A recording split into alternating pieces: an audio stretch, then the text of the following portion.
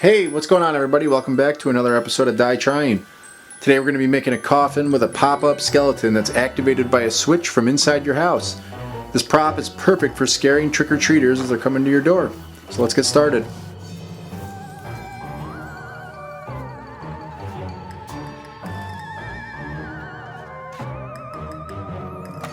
For the coffin build itself, there really isn't much details. I kind of just figured it out as I went along. But I will say that right here I'm tilting my miter saw to a 15-degree angle to achieve the toe pincher effect on the side walls of the coffin. I repeated that for both sides of the coffin, and you'll be able to see what I mean by that a little further in the video.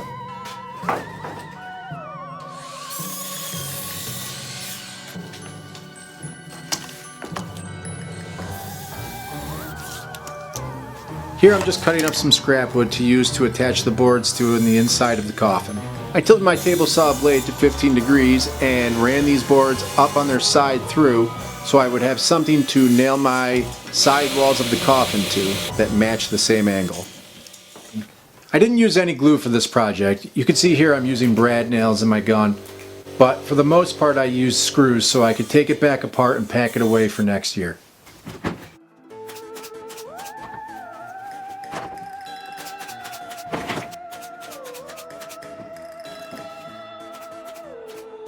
As you can see here, you get that toe pincher effect that I was talking about. Here I'm just ripping down some 2x4s and then cross-cutting them to the height of the coffin. I'll be screwing these to the side of the coffin so I can attach the headboards and the footboards.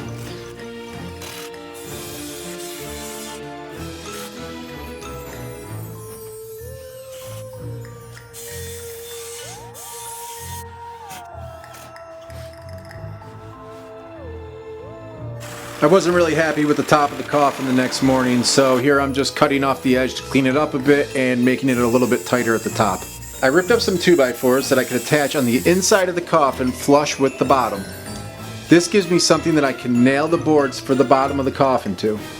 Right here I'm just attaching these boards for the bottom of the coffin. I let them hang off on all sides, and then I use a straight edge to mark out where the sides of the coffin were and remove the excess with my circular saw.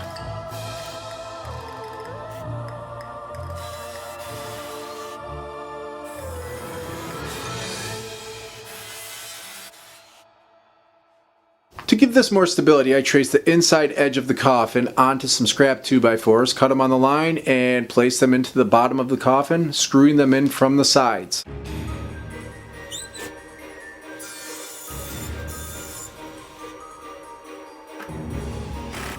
After that, I just screwed this flat piece of plywood to the bottom of the coffin so I had something to attach the pneumatic cylinder to. This is a pneumatic cylinder. It's a pretty simple device. Use your air compressor to force air in one side, which pushes the rod out, or force air in the other side, pushing the rod back in.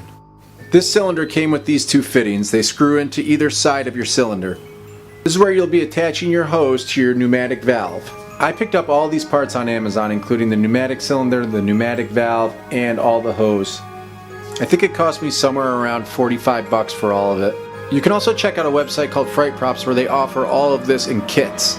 This is a three-way pneumatic valve, which means there are 3 ports on this valve. 1 where your air comes in from your air compressor, and 2 where the air can come out. Whether your air is coming out of port A or port B will determine whether your air cylinder is opened or closed. There's a little blue button on the side of this pneumatic valve you can press, which will activate the cylinder. But we're going to be wiring it directly into a little computer from Fright Props. These last 2 little fittings are just mufflers, and they also just screw right into your pneumatic valve. They're just used to quiet the pressurized air. Once you have all your fittings screwed into your pneumatic valve and your pneumatic cylinder, you can use this compressor fitting to attach directly to your compressor, and voila! Just like that, you have a working pneumatic cylinder. Right here I'm just making a little box to hold the pneumatic cylinder, and I'm not going to get into the details because it's going to be different for everybody. I basically just built a little box that would hold it and let it pivot and rotate.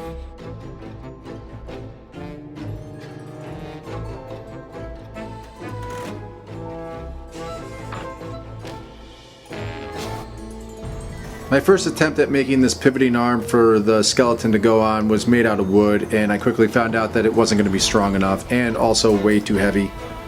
So I had to switch over to something else. I looked around my shop and I found an old Harbor Freight bar clamp made of aluminum. And since it was a really bad clamp, I took it apart and just used the aluminum stick from it and some old steel L brackets I found laying around. The aluminum was light enough and the L brackets were strong enough, which was exactly what I needed. For the record, I have a 1-inch pneumatic cylinder here, and that was a mistake. You could buy a larger cylinder, somewhere between 2 and 2.5 inches, and it'll be much stronger and be able to lift a lot more weight. I did the same thing on the top that I had done on the bottom, where I just ripped some 2x6s and 2x4s down and placed them flush with the top of the coffin on the inside for something to nail to. I wanted to look like this skeleton had burst through this coffin, so I took my axe and broke some boards up and used those for the top of the coffin where I knew the skeleton would be popping out.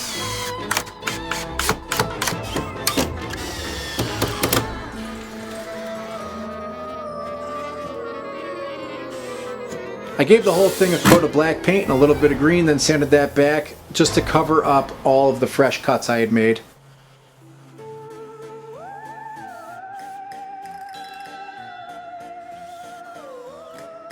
So now it was time to take this skeleton apart and attach it to the mechanism itself.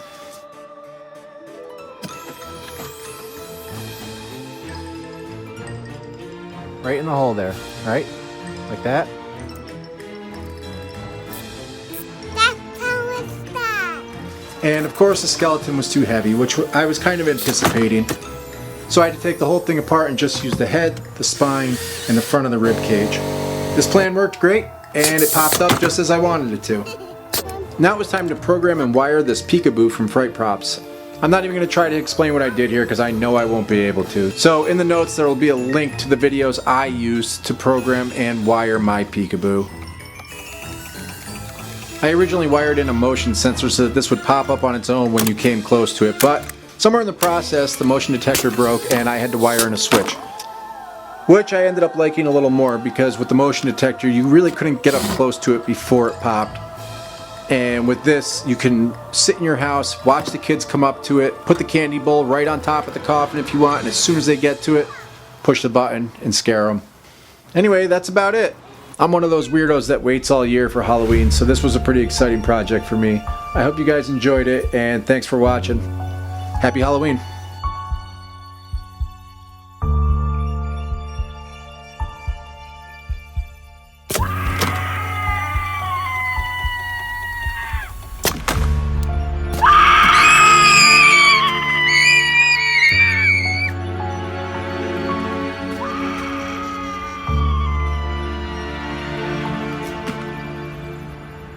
Bye, see you again, and have a good dream.